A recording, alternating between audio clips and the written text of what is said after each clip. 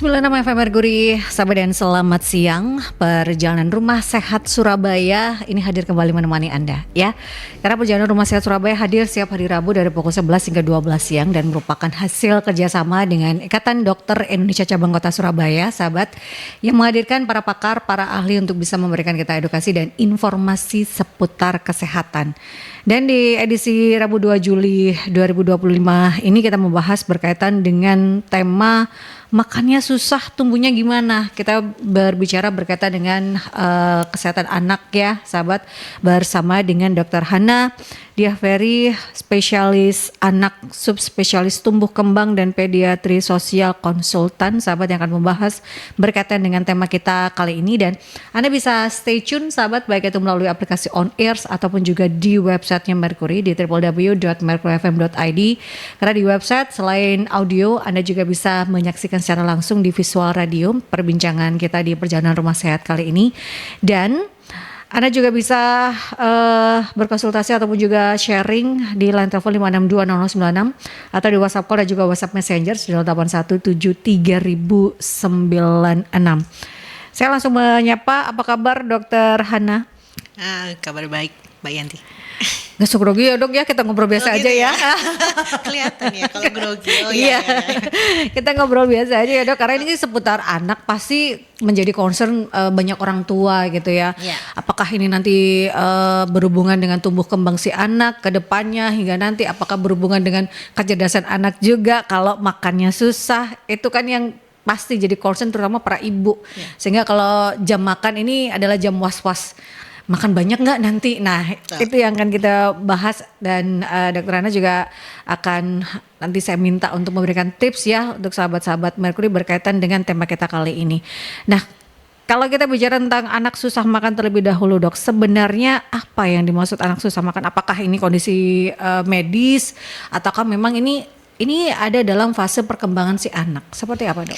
Ya jadi sebenarnya makan itu sebenarnya adalah proses belajar ya. Jadi suatu keterampilan untuk makan. Jadi kita ini nggak sadar karena sebenarnya kita ini diproses. Jadi kita ini bisa jalan itu juga berproses. Jadi suatu keterampilan. Maka makan itu juga suatu keterampilan. Jadi makan itu akan mengikuti perkembangan seorang anak gitu ya. Jadi seorang anak itu proses makan itu berjalan beriringan dengan kemampuan perkembangannya. Jadi kalau dia belum bisa duduk dan terlambat duduk ya, itu pasti akan berisiko juga tentang kemampuan makannya, karena dia kemungkinan besar pasti ada suatu proses di otaknya sehingga dia mengalami problem di area motoriknya, sehingga termasuk bagaimana dia kemampuan dia untuk mengolah makanan itu juga akan menjadi suatu kendala gitu ya. Jadi makanan itu memang proses makan, namanya proses berarti ada tahapan-tahapannya gitu ya. Jadi kalau kita makan itu kan kita nggak mikir ya tiba-tiba kita langsung telan, padahal enggak, itu prosesnya sulit banget gitu ya. Bagaimana dari seorang anak itu prosesnya dari mulut gitu ya, dari mulut terus kemudian ditelan, itu ada prosesnya gitu, dari telan terus kemudian bagaimana tubuh kita itu menahan supaya makanan itu enggak masuk ke dalam saluran pernafasan tapi masuk dalam lambung, itu ada prosesnya, dan itu tahapannya itu menyesuaikan dengan perkembangan anak. Jadi kalau perkembangan anaknya terlambat terutama di area motor, maka resiko untuk terjadinya kesulitan makan itu sangat besar. Gitu. Oke. Jadi memang kalau bicara tentang makan ini nggak hanya langsung telan, tapi ada proses-proses yang memang anak ini bisa dikatakan fase perkembangan dan juga pembelajaran ya dok ya. Betul. Jadi ini sangat penting sebenarnya fase-fase ini, sehingga para orang tua harus lebih aware lagi, karena nggak hanya langsung ayo makan biasa gitu. Itu pemaksaan menjadi hal yang utama kadang dok, supaya anak mau makan.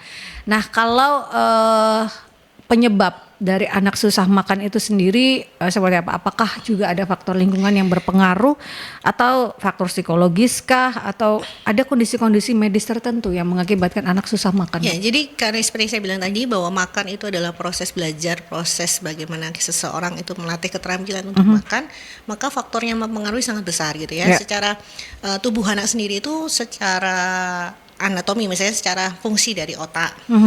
Nah otak itu macam-macam ya, fungsi otaknya ada, salah satunya ada fungsi sensoris dan ada fungsi motoris. Sensoris yang kita tahu ya ada panca indera gitu ya, panca indera. Sehingga itu juga akan berdampak secara psikologis. Misalnya ada beberapa anak yang makannya dipaksa, itu akan dampaknya besar gitu. Ada beberapa anak yang dengan problem, misal pada anak-anak autism itu kan dia juga ada problem dengan proses sensorisnya, sehingga dia pasti akan diikuti gangguan makan gitu ya. Begitu juga dengan anak-anak dengan cerebral palsy. Cerebral palsy itu problem di brainnya, sehingga itu akan mengganggu bagaimana cara dia menelan, bagaimana dia proses mengunyah, itu pasti akan terganggu karena perkembangannya juga terlambat. Begitu juga dengan anak yang sampai miss satu anak yang dengan problem family ya, jadi keluarga kadang kan itu secara psikologis gitu ya. Jadi makanya faktornya sangat banyak. Jadi faktor di anak itu sendiri, faktor di orang tua juga sangat mempengaruhi, faktor lingkungan juga sangat mempengaruhi. Jadi faktor-faktor inilah makanya kenapa kita selalu bilang bahwa makan ini proses belajar gitu ya, sehingga makan itu harus dilatih. Begitu. Nah, kalau ada beberapa hal yang mungkin orang tua ya makan kan prosesnya hanya makan saja, tapi ini adalah ternyata makan merupakan proses belajar bagi si anak. Meskipun kalau bicara tentang penyebab banyak faktor gitu ya Dok ya, ada secara psikologis, secara lingkungan ataupun juga kondisi medis tertentu seperti anak-anak yang spesial itu kan pasti ada beberapa problem gitu ya, sehingga proses belajarnya harus lebih intens lagi kalau kita bicara tentang makan saja gitu ya.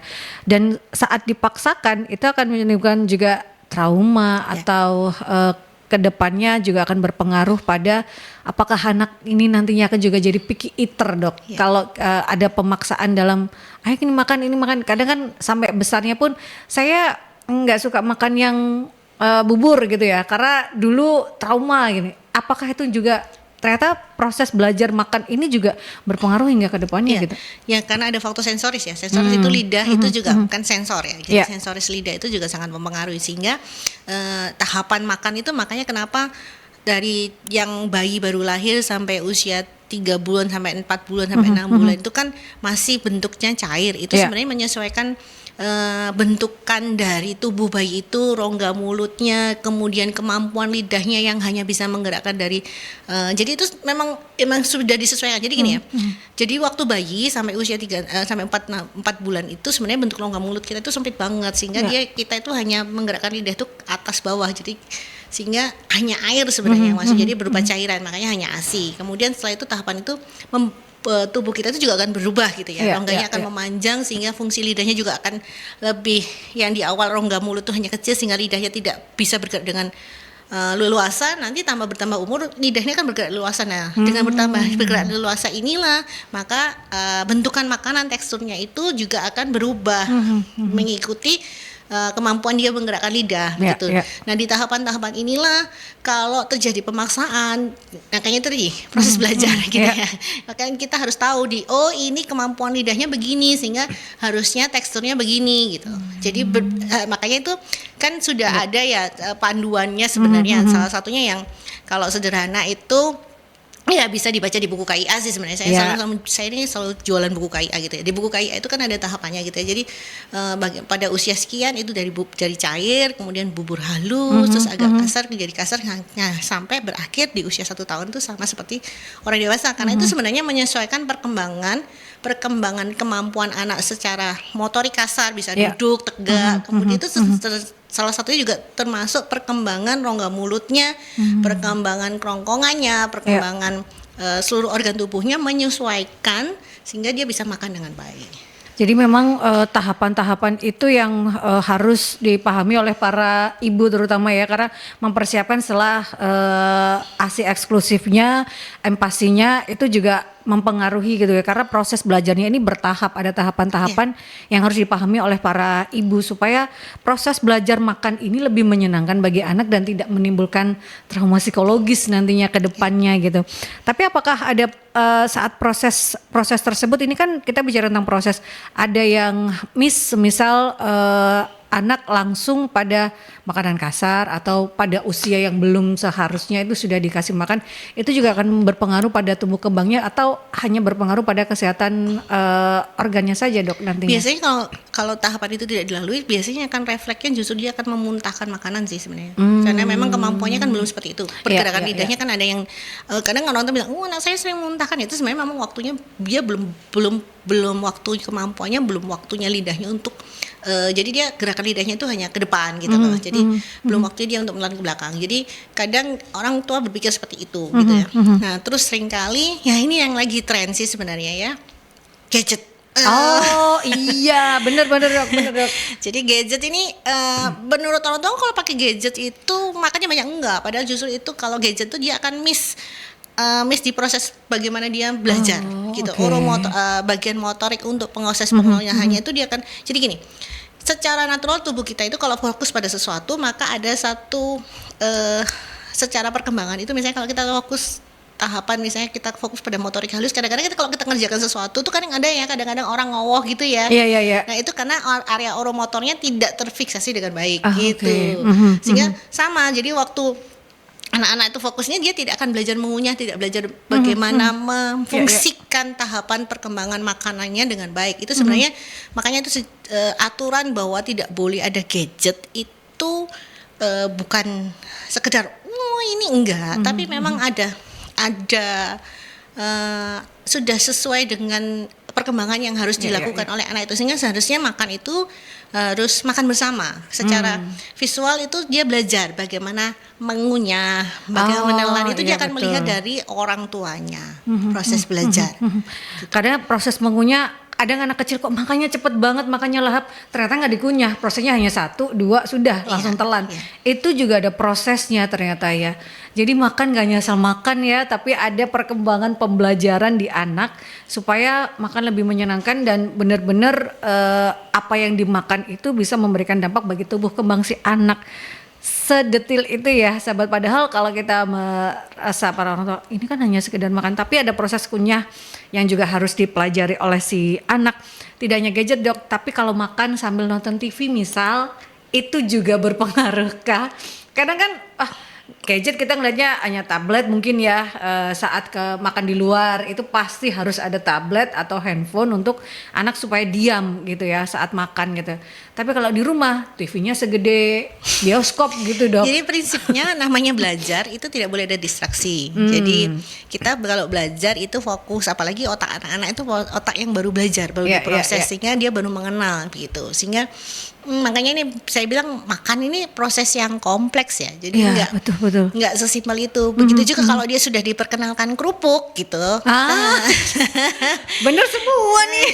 It's kerupuk gitu ya. Kalau sudah kenal kerupuk gitu, maka dia akan lebih memilih lebih suka makanan yang cenderung berasa rasa kerupuk gitu ya. Betul, yang vicin gitu vicin, asin, gurih dan berminyak. Jadi memang begitu. Atau juga anak yang sudah dikenalkan banyak buah. Jadi akan lebih menyukai rasa yang segar-segar asam gitu-gitu. Jadi tergantung, makanya di saat dia diperkenalkan itulah kalau rasanya terlalu tajam dan itu menjadi memori suatu hal yang enak buat dia, maka dia akan memilih itu. Ada juga anak yang suka manis gitu ya, suka kecap, semua makanan dikasih kecap. Itu sebenarnya ya itu tadi karena proses belajar memorinya merekam seperti itu. Makanya tadi kan ditanya faktornya apa, banyak gitu ya. Ada faktor sensoris, ada faktor motoris itu dari bentuk tubuh, bentuk rongga mulutnya, dari faktor motoris di area otaknya, itu semua karena begitu juga dengan lingkungannya, support sistemnya bagaimana. Gitu. Jadi kalau kita bicara tentang makan pada anak itu hal yang kompleks, sekompleks-kompleksnya ya, Dok ya. Kalau kita hanya memberikan makan buah, padahal kan katanya buah lebih bagus nih, ternyata itu juga akan membuat memori sensorinya mengenal hanya makanan itu yang menurut dia oke nih. Sedangkan kalau sudah dikenakan kerupuk, rasa yang tajam yang akan diingat di memori sensorinya seperti itu ya, Dok. Ini yang berarti harus benar-benar beragam ya, Dok. Harus ibu ini menunya benar-benar saat memperkenalkan makanan mulai MPASI itu benar-benar sudah harus semuanya dicobakan semua. Jadi sebenarnya aturan WHO tuh MPASI itu adalah menu keluarga. Jadi tidak mempersulit seorang ibu. Oh, Gitu iya, iya, iya. Jadi sudah boleh kok pakai gula garam boleh gitu ya. Bahkan untuk penyedap rasa sedikit aja juga udah boleh gitu ya. Jadi tidak harus temen memang yang terbaik adalah makanan fortifikasi yang sudah tersedia gitu ya. Iya, Karena iya. secara komposisi jauh lebih baik. Tapi untuk misalnya menu keluarga yang penting itu harus ada protein. Ya, Itu ya. wajib ya. Jelas ada wajib protein, kemudian ada lemak dan karbohidrat itu. Untuk serat itu memang hanya diperkenalkan. Jadi diperkenalkan itu dalam arti dia tahu aja tekstur serat begitu. Nggak terlalu menjadi dominan untuk seorang anak. Karena yang dipentingkan untuk tumbuh kembang seorang anak itu karbohidrat, protein dan lemak. Tapi anak sekarang kalau makan sayur susahnya minta ampun ya. Kita ke jeda iklan terlebih dahulu. Sahabat tetap stay tune di perbincangan Rumah Sehat Surabaya bersama dengan Dr. Hana Diah Ferry, spesialis anak, subspesialis tumbuh kembang dan pediatri sosial konsultan. Karena kita sedang membahas terkait dengan tema makannya susah, tumbuhnya gimana. 5620096 bisa Anda manfaatkan ataupun juga di WhatsApp call dan WhatsApp Messenger di 08173096. 96 FM Merkuri, sahabat masih di perbincangan Rumah Sehat Surabaya. Kita membahas tema makannya susah, tumbuhnya gimana bersama dengan Dr. Hana Diah Ferry, spesialis anak, subspesialis tumbuh kembang dan pediatri sosial konsultan ya. Di jeda saya sempat bertanya ternyata semenarik ini ya kita ngobrol berkaitan dengan makan, proses belajar makan pada anak, sahabat, dan sekompleks itu. Jadi ternyata sebagai orang tua itu harus benar-benar banyak mencari ilmu ya dok ya, mencari banyak pengetahuan terutama berkaitan dengan proses belajar makan ini. Ini adalah salah satu tahapan kalau bisa dikatakan perkembangan anak ya dok ya, proses belajar karena tidak hanya makan terus kenyang saja, tapi ada proses di mana anak melihat ada proses makanan dimasukkan ke mulut, kemudian dikunyah, kemudian masuk ke kerongkongan dan lain sebagainya. Itu yang ternyata tahapan-tahapan yang tidak boleh dilewatkan. Ini ada pertanyaan yang sudah masuk dok dari Budian. Dok, sampai kapan orang tua boleh memberikan toleransi pada anak yang susah makan tanpa takut anaknya kekurangan gizi atau stunting? Sampai kapan ya? Usia berapa dulu? Jadi begini, seharusnya nggak boleh ada toleransi gitu ya. Jadi sekali tidak ada kenaikan berat badan di kurva WHO-nya atau di kurva pertumbuhannya, yaitu sudah tidak ditoleransi lagi gitu ya. Karena penanda awal terjadi problem itu pasti kenaikan berat badan. Jadi kalau sudah ada tidak kenaikan berat badan dari bulan berikutnya ya pasti harus kita cari gitu penyebabnya apa. Jadi karena ya itu tadi sebenarnya makan itu proses yang harus dilalui dan makan itu penting karena nutrisi ya, tubuh kita butuh nutrisi gitu ya. Jadi saya selalu mengilustrasikan tubuh kita ini, otak kita ini sebuah bangunan. Bangunan artinya saya butuh bahan bangunan nih untuk bekerja gitu ya. Nah, makanan ini ada nutrisi yang harus kita masukkan supaya kita bisa bekerja gitu, supaya otak kita bisa bekerja. Apalagi anak-anak yang secara teori itu perkembangan otaknya itu 4 kali dibandingkan orang dewasa, sehingga nutrisinya harus lebih baik dibandingkan orang dewasa begitu. Jadi toleransi nggak ada. Kalau sudah mulai ada ketidaknaikan 1 kali aja ya harus dievaluasi. Ini yang menjadi catatan ya, sahabat, tidak ada toleransi kalau anak nggak mau makan, karena ini berhubungan kalau anak di 1 bulan itu tidak ada kenaikan berat badan. Nah ini harus dicari permasalahannya seperti apa, di mana supaya tumbuh kembang anak itu tidak terganggu. Ini ada pertanyaan lagi dari Ibu Erisha Ita. Dok, anak saya usia 2 tahun, bulan Agustus nanti. Makannya lumayan sih dok, banyak, tapi harus telaten karena lama. Dan setelah habis makan seringkali itu nggak usah nunggu lama langsung pup. Dan hanya mau minum ASI saja dok. Padahal kan saya pengen bisa minum formula juga anaknya. Karena anaknya ini juga nggak mau pakai botol dot. Oke, jadi pertanyaannya apa? Ini kalau setelah makan nggak tunggu lama langsung pup dok, ini aman nggak sih? Karena kan mungkin berhubungan takutnya berat badannya nggak nambah gitu ya. Terus karena sudah mau 2 tahun, ini nggak mau minum susu formula, maunya ASI saja. Apakah itu mencukupi untuk gizinya si anak dok? Ini, nah semuanya itu kembali ke kurva pertumbuhannya. Jadi kalau selama kurva pertumbuhannya stabil, is okay, nggak masalah. Tapi kalau kurva pertumbuhannya itu nggak bagus, ya sudah, ASI-nya harus stop. Karena memang secara penelitian itu menyebutkan bahwa ASI setelah usia 6 bulan itu sudah nggak bagus untuk kalorinya, kemudian nutrisinya dan sebagainya. Itu sebabnya kenapa di usia 6 bulan itu sudah harus ada pemberian makanan tambahan. Karena sudah nggak dicukupi lagi dengan ASI. Nah, selama kurva pertumbuhannya oke, nggak apa-apa karena ASI itu bonding ya. Jadi sudah di fase bonding lagi, bukan sebagai fase nutrisi sebenarnya. Kemudian tapi akan jauh lebih baik dibandingkan air putih sih sebenarnya gitu ya. Jadi nah, kalau mau menyapeh ya, kalau sudah 2 tahun dan tidak ada problem perkembangan bisa dikasih tahu kok sebenarnya. Bisa dikasih tahu begitu ya. Nah, kemudian untuk yang kalau habis makan tuh BAB gitu ya. Jadi gini, makanan kita itu masuk di lambung dulu, nggak langsung di usus. Jadi kan keluarnya nggak bentuk nasi kan gitu loh. Kalau keluarnya nggak bentuk nasi nggak apa-apa gitu. Artinya dia sudah diabsorpsi, dia sudah dicerna, sudah diproses dalam tubuhnya sehingga itu sisa ampasnya aja gitu. Karena perjalanannya sebenarnya dari lambung ada usus halus, baru masuk ke usus besar, diserap lagi, diabsorpsi, jadi tinggal sampahnya. Jadi itu perjalanannya panjang gitu ya. Bisa jadi gini, karena rangsangan. Jadi gini, kalau tubuh kita itu dari atas ke bawah itu penuh dindingnya itu nyambung, sarafnya itu juga nyambung. Jadi kalau ada rangsangan di situ, pergerakan nggak cuma di situ tuh yang bergerak, semuanya juga bergerak gitu loh. Jadi kayak rangsang, sama seperti kita kalau pengen BAB misalnya gini, minum air putih yang banyak gitu ya, minum air hangat atau air dingin gitu kan pasti kita perut kerasa kayak gitu ya, kayak jalan gitu ya. Itu karena peristaltiknya bergerak bersamaan. Jadi nggak terpisah karena sarafnya itu berpusat ya, terpusat. Jadi satu bergerak makanya peristaltik gitu.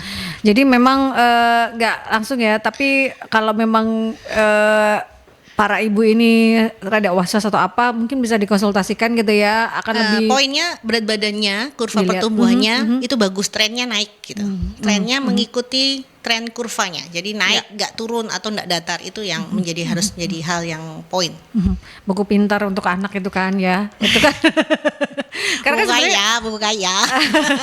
Itu harus dilihat kembali ya, seperti apa kurvanya sesuai atau tidak gitu ya, sahabat. Nah, kalau kita bicara tentang pemeriksaan atau juga assessment ya, Dok, yang biasa dilakukan dokter untuk menilai gangguan makan dan tumbuh kembang anak itu seperti apa? Apakah ini anak memang susah makan sehingga berpengaruh?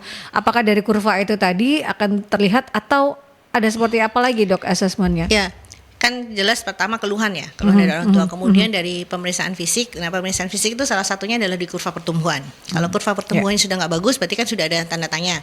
Kemudian dari kurva pertumbuhan itu kita akan lihat pemeriksaan fisik yang lain. Pemeriksaan fisik yang saya sebutkan itu, apakah ada gangguan di pusat otaknya, di area motornya, atau gangguan di misalnya ada bibir sumbing, terus ada celah di langit-langit. Nah, itu kan juga sangat mempengaruhi karena itu prosesnya tahapan yang saya bilang tadi, ada tahapan di area mulut, bagaimana dia mengunyah dan sebagainya. Apakah ada proses di situ?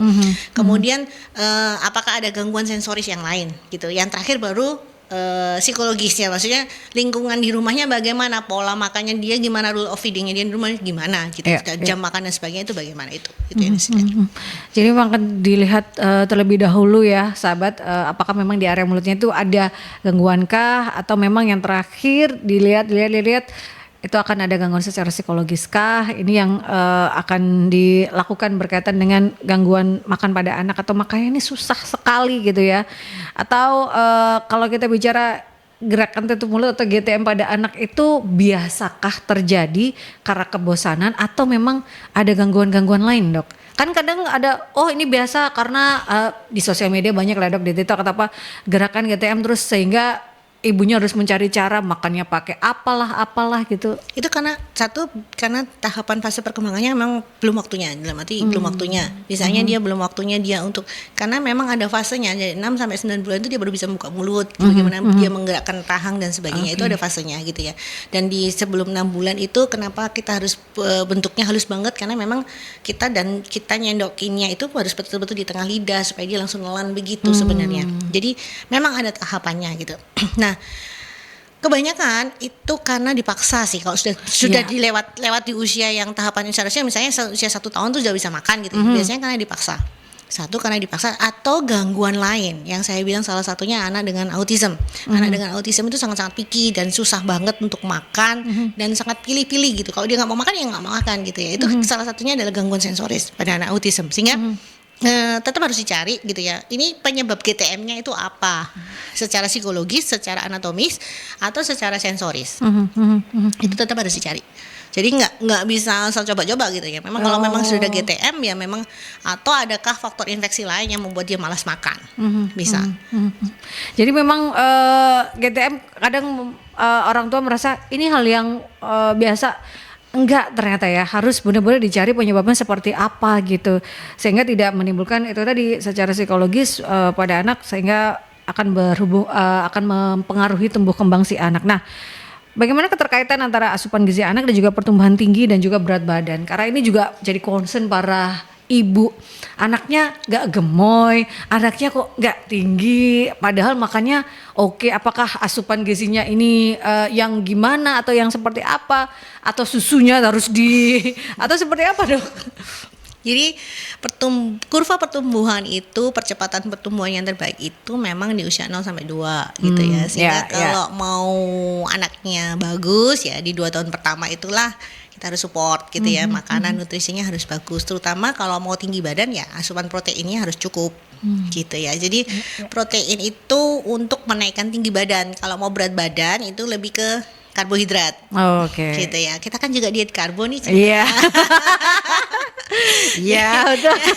Jadi kan lagi tren nih emak-emak ini diet karbo gitu ya. Jadi kan ya supaya apa? Supaya berat badannya nggak mengembang gitu kan. Kita sedang nggak tumbuh ke atas gitu ya. Itu salah satunya. Sehingga tapi kalau protein itu penting untuk tinggi badan. Sehingga seringkali banyak pasien gemoy tapi asupan proteinnya kurang. Nah itu efeknya nggak bagus, karena protein itu sebenarnya zat pembangun, penting sekali terutama untuk sel otak. Itu sebabnya sebenarnya stunting itu yang ditakutkan dari stunting itu bukan pendeknya sebenarnya, tapi perkembangan otaknya itu. Jadi yang ditakutkan dari stunting itu sebenarnya itu. Jadi kan kadang orang tua karena anaknya nggak gemoy kemudian nggak tinggi, jadi nanti jangan-jangan anak saya ini karena stunting atau apa. Ya, karena kan ada posyandu ya sebenarnya ya yang terdekat, mungkin bisa ditanyakan terlebih dahulu.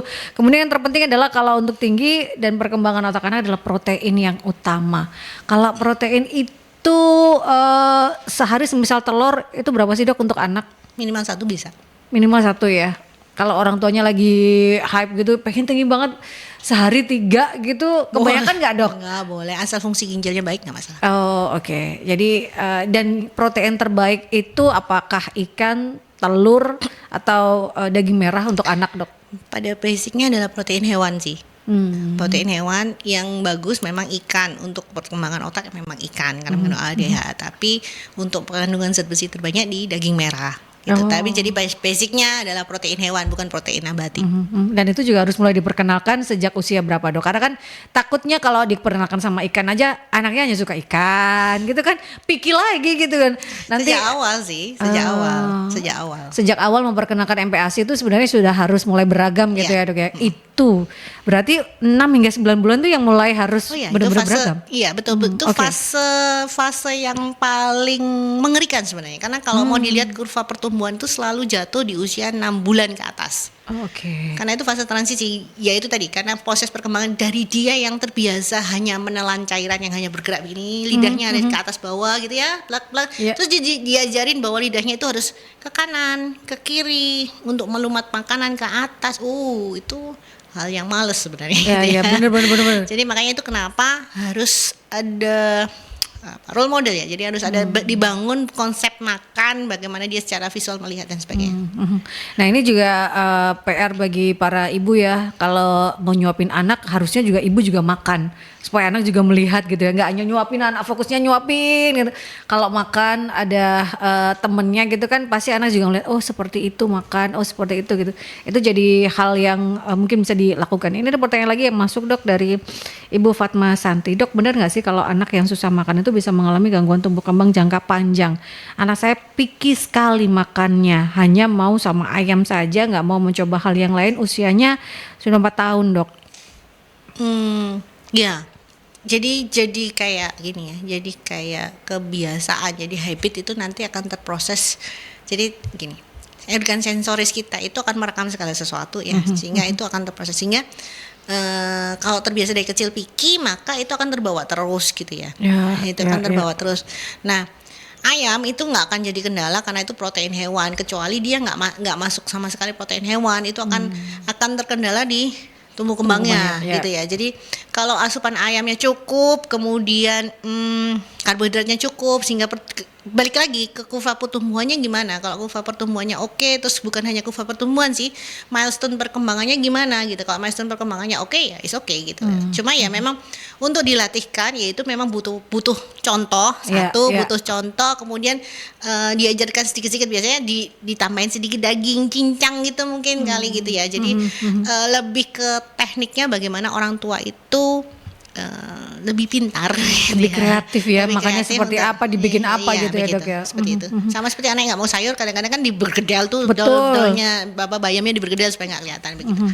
Jadi memang kalau pengen anak nggak picky eater ya orang tuanya harus sekreatif mungkin membuat menu-menu makanan yang dimakan bagi si anak, dan tidak hanya untuk si anak ya, tapi juga keluarga memakannya, sehingga anak melihat oh it's okay kok makanan itu gitu ya. Itu yang proses belajar itu yang harus juga diberikan pada si anak gitu. Tapi kalau untuk 4 tahun mungkin bisa dilakukan lebih lagi ya, para ibunya mungkin lebih kreatif lagi, karena kalau sudah masuk 4 tahun kan masih bisa sebenarnya. Oh kan ini masih bisa dibujuk lah ya sahabat. Kita ke jeda iklan terlebih dahulu ya, karena saya masih akan banyak menanyakan berkaitan dengan apa perlu suplemen kalau anak ini susah makan. Nah, ini akan saya tanyakan pada Dr. Hana Dia Feris, spesialis anak, subspesialis tumbuh kembang dan pediatri sosial konsultan. Karena kita sedang membahas berkaitan dengan tema makannya susah, tumbuhnya gimana. Tetap stay tune di Perjalanan Rumah Sehat Surabaya. 96 FM Merkuri, sahabat masih di Perbincangan Rumah Sehat Surabaya bersama dengan Dr. Hana Dia Feris, spesialis anak, subspesialis tumbuh kembang dan pediatri sosial konsultan. Kita membahas makannya susah, tumbuhnya gimana. Ini ada sudah yang masih masuk di WhatsApp Messenger Merkuri, ada dari Ibu Fani. Dok, saya tuh sering stres sekali karena kalau jam makan anak selalu maunya itu disuapi sambil entah itu nonton video atau nonton TV, dok. Apakah itu justru akan memperburuk kebiasaan makan anak saya, dan solusinya seperti apa ya dok? Karena kalau tadi mendengar kebiasaan itu juga berpengaruh nantinya. Seperti apa dok? Kalian nonton TV, nonton video itu kan di gadget. Nah, ya, jadi memang ya itu tadi, kembali bahwa makan tuh proses belajar. Jadi belajar itu berarti kalau dia sudah besar ya berarti harus ada role model, sehingga perlu ada jadwal makan. Dan saya biasanya bikin jadwal makan, terus 2 jam sebelum makan itu perut harus kosong, sehingga lambung tuh merasa kenyang gitu ya. Sehingga karena memang lambung kita itu tidak bisa membedakan jenis makanan gitu ya. Jadi kan ada tuh denger ya diet air putih minum setiap 3 jam tuh. Ya, betul. Itu kan bohongin lambung supaya lambungnya kenyang gitu ya, nggak lapar. Oh, iya, bener-bener. Gitu, karena dia hanya ada sensornya, hanya volume gitu ya. Tapi pada orang dewasa memang ada sensor lagi, kadar gula. Kalau kita kalau minum air putih terus kok pusing ya gitu. Itu kan ada kadar gulanya yang harus dipenuhin gitu ya. Kalau anak-anak kan kalau kadar gula itu biasanya nanti larinya ngantuk. Nah, makan itu perlu aturan gitu ya. Karena dia itu kembali lagi karena semuanya berpusat di otak. Nah, otak kita ini juga otak yang belajar. Jadi otak yang belajar itu berarti otaknya harus dilatih. Nah, karena makan itu proses yang sangat rumit, salah satunya adalah faktor sensoris itu berperan penting, sehingga contoh menjadi hal utama secara visual. Visual itu menjadi penting gini. Saya selalu beri contoh sama pasien tuh, kalau nggak ada visualisasi mukbang gitu ya, makanan Korea nggak laku loh. Iya, benar dok. Nah itu secara visual, berarti secara visual makanannya harus dibuat menarik, semenarik mungkin. Yang kedua, ekspresi mama papanya kalau aku makan juga harus ekspresi seneng, enak banget gitu ya makannya gitu. Betul. Yang ketiga, rasa sesuaikan dengan rasa kesukaan, itu yang kalau dia sudah dikenalkan sesuatu yang taste-nya misalnya lebih suka kerupuk, ya berarti makanannya setara-setara ke sana deh gitu. Jadi untuk belajar itu gunakan sesuatu yang menyenangkan. Ya, betul. Begitu. Jadi ada proses yang jadi kan kalau anak nggak suka apa ya kita harus membuat hal tersebut semenarik mungkin gitu ya, supaya anak oh ternyata ini tidak semenyeramkan itu. Nah itu prosesnya gitu ya sahabat. Nah ini di luar problem yang lain loh ya, misalnya ada problem anak, problem rongga mulut lah, keterlambatan lain-lainnya ya, maksudnya dalam arti dia secara perkembangan otaknya maksudnya tidak ada problem macam-macam, ya itu yang harus diterapkan. Gitu. Tapi bisa juga kalau anak susah makan itu berarti mungkin ada proses kebosanan. Orang dewasa saja kadang menunya ini aja juga bosen gitu ya dok ya. Bisa jadi. Itu bisa jadi gitu ya. Jadi sebagai orang tua mungkin anaknya ngelihat ya ayam sama nasi gitu ada gitu ya, karena kepraktisan gitu. Jadi sebagai orang tua dalam proses pembelajaran makan ini juga harus ada effortnya berarti gitu ya dok ya, supaya proses dalam tahapan ini salah satu tahapan tumbuh kembang anak juga ya sahabat, supaya nanti ke depannya si anak juga bisa mendapatkan manfaat dari ternyata proses makan itu ada ini kemudian juga mendapatkan manfaat dari gizi yang dikonsumsi. Nah kalau kita bicara tentang suplemen yang mungkin banyak dilakukan para orang tua dok, ini apa perlu memberikan suplemen kalau anak sudah mulai susah makan, dan kalau memang ini perlu kapan sebenarnya kalau suplemen ini dibutuhkan? Karena ini kan banyak ya dok ya, Banyak inilah pokoknya sehari bisa berapa gitu ya. Iya tahu. Kalau saya pribadi memang saya tidak langsung pakai suplemen. Saya menerapkan rule of feeding gitu ya, saya bagikan tadi. Jadi karena nggak akan terlalu berdampak kalau intervensinya tidak jalan gitu. Kalau suplemen itu, jadi suplemen itu diberikan sebenarnya kalau mikronutriennya memang kurang. Misal kekurangan zat besi ya harus ditambahin mikronutrien dari suplemen. Kekurangan zinc, karena itu mikronutrien itu memang penting sekali untuk tubuh kita melakukan segala aktivitasnya. Kurang zinc ya harus ditambahkan gitu. Tapi kan memang harus dipermisahkan. Nah, kalau secara logika oh ya memang makannya kurang, is okay, memang ditambahkan aja nggak apa-apa karena memang asupannya kurang gitu ya. Tapi bukan jangan dibalik ya. Jadi jangan dibalik, maksudnya begini. Kita ngasih suplemen karena memang kita memperkirakan bahwa oh iya asupannya selama ini memang kurang gitu ya, sehingga dia perlu tambahan mikronutrien dan sebagainya. Bukan dibalik, kita kasih suplemen tujuannya supaya dia mau makan. Itu beda. Oh, gitu ya. Kebanyakan yang dilakukan itu dong. Ya, jadi nggak akan terlalu ngefek sebenarnya gitu.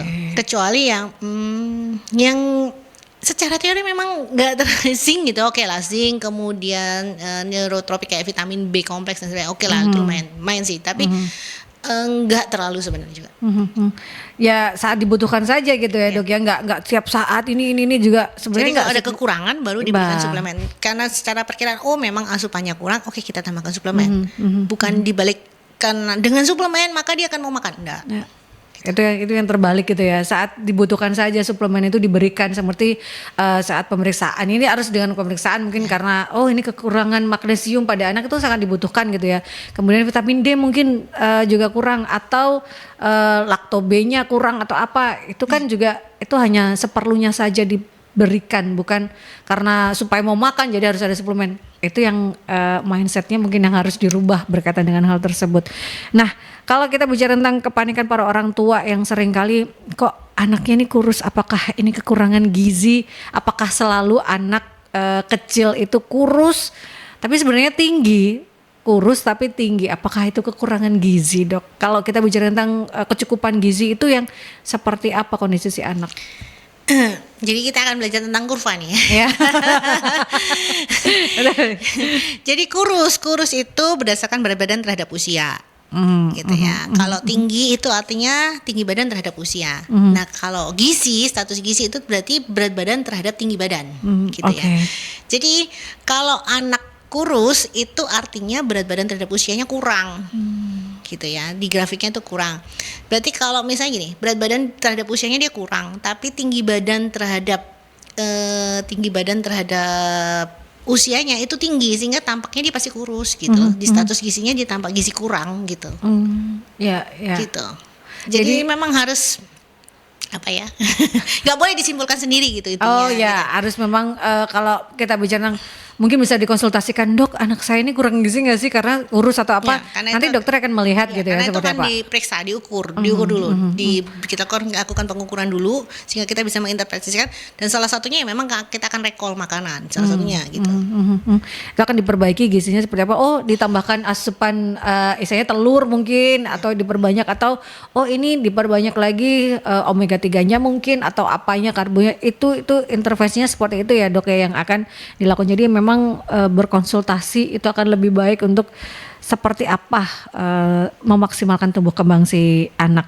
Kalau kita bicara tentang paling penting untuk dilakukan itu, kalau kita bicara tentang proses belajar makan ini ya sahabat, fokus ke berat badan atau suasana makan yang menyenangkan bagi anak dok. Karena kan orang tua pokoknya berat badannya harus ini sesuai kurva, atau menciptakan suasana yang menyenangkan dulu. Kalau targetnya berat badan berarti proses makannya nggak akan dilampaui dengan baik gitu ya.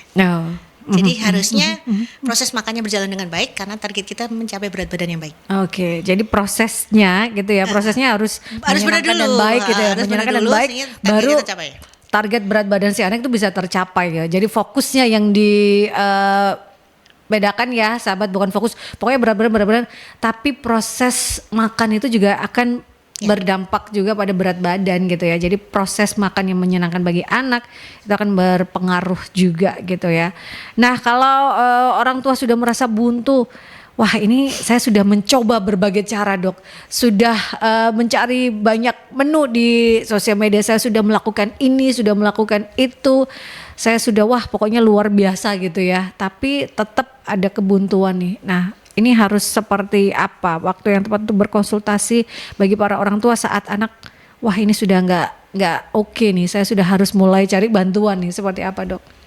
Sewaktu-waktu sih sebenarnya, maksudnya nggak ada batasan usia kapanpun itu ya, karena memang pertumbuhan itu yang terbaik adalah di bawah 2 tahun gitu ya. Jadi kalau misalnya di bawah 2 tahun itu ada kendala untuk asupan nutrisi, ya ayo segera ke spesialis anak gitu ya, supaya dievaluasi ini kenapa sih problemnya nggak mau makannya ini, apa sekedar karena suatu psikologis kan enggak. Kadang kalau di bawah 2 tahun tuh masih banyak faktor-faktor anatomis. Misalnya ada kelainan yang saya bilang tadi, ada bibir sumbing, kemudian ada faktor infeksi gitu. Kadang anak-anak yang dengan infeksi itu kadang-kadang bikin malas makan gitu ya, bikin malas makan, sehingga harus dievaluasi. Kemudian apakah ada problem memang di fase perkembangan motoriknya, sehingga dia kemampuan untuk mengunyahnya itu menjadi kendala, sehingga dia cuma ngemu aja. Nah itu perlu dievaluasi lebih lanjut, sehingga kapanpun gitu ya, kapanpun orang tua merasa aku sudah nggak nyaman nih, ya sudah silakan.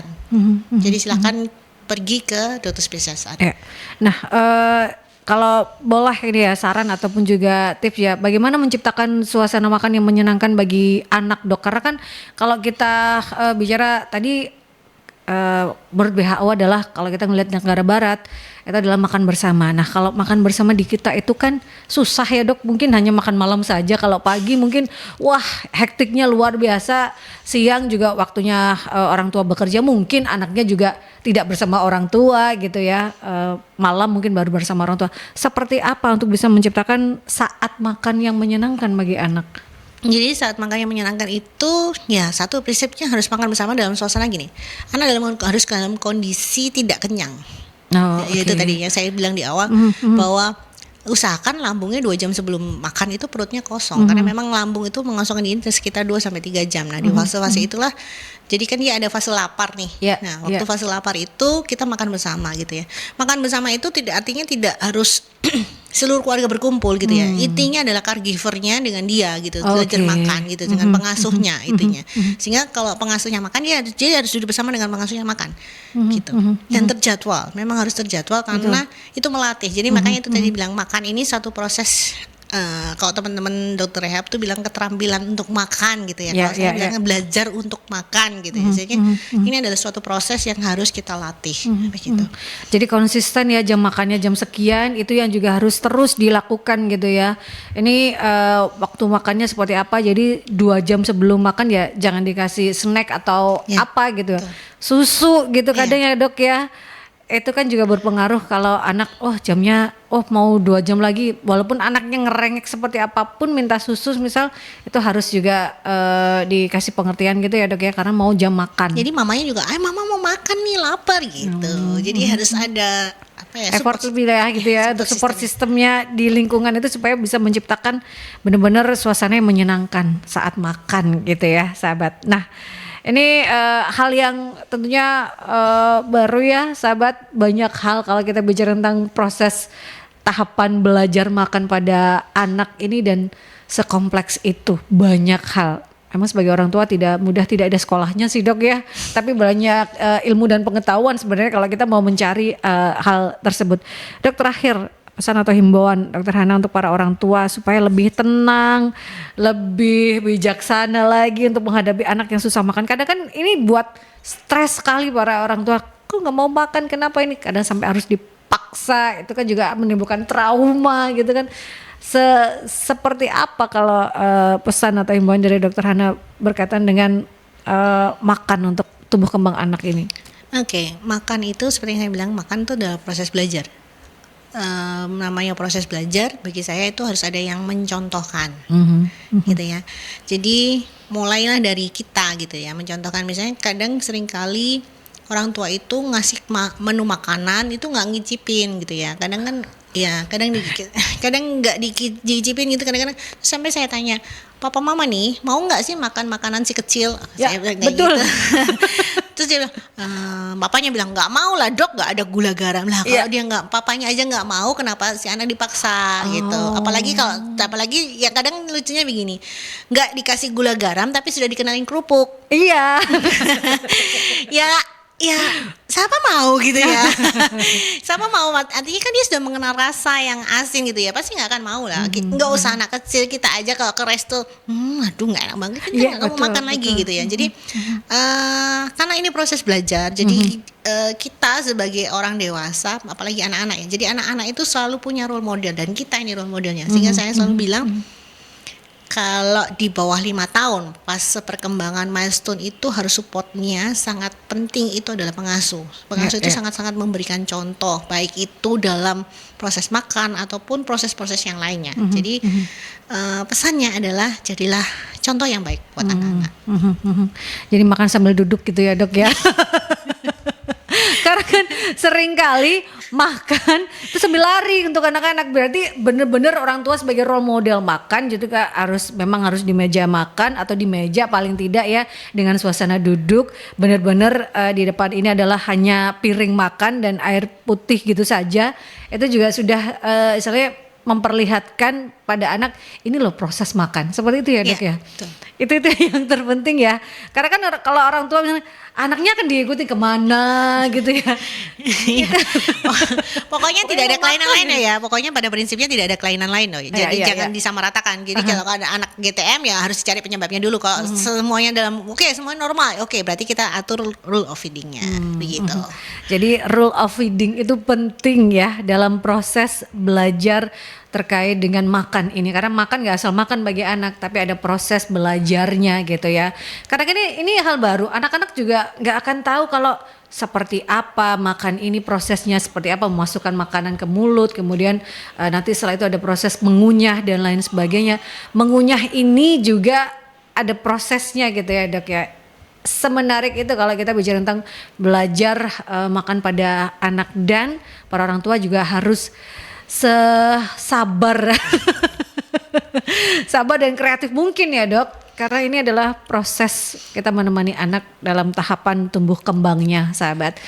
Sekali lagi terima kasih Dokter Hana Diaveri, spesialis anak, subspesialis tumbuh kembang dan pediatri sosial konsultan. Banyak hal ya dok sudah dibukakan ya, banyak edukasi, informasi, ilmunya juga yang sudah diberikan. Dan untuk Anda yang tertinggal sahabat di perbincangan Rumah Sehat kali ini, Anda bisa menyaksikan kembali di YouTube channelnya Mercury, di Radio Mercury 96. Dan terima kasih juga untuk Ikatan Dokter Indonesia Cabang Kota Surabaya menghadirkan para pakar, para ahli untuk bisa memberikan kita edukasi dan informasi seputar kesehatan. Karena di edisi kali ini kita membahas temanya adalah makannya susah, tumbuhnya gimana. Ini yang menjadi concern dari para ibu atau para orang tua. Terima kasih sekali lagi. edukasinya dok, benar-benar sangat bermanfaat ya sahabat, banyak hal. Karena proses makan pada anak tidak hanya asal makan, ada proses belajar dan ini akan diingat, ada memori yang tersimpan dari proses belajar tersebut. Dan waktunya saya harus pamit sahabat di perjalanan Rumah Sehat kali ini. Stay safe, stay healthy, be happy. Assalamualaikum warahmatullahi wabarakatuh.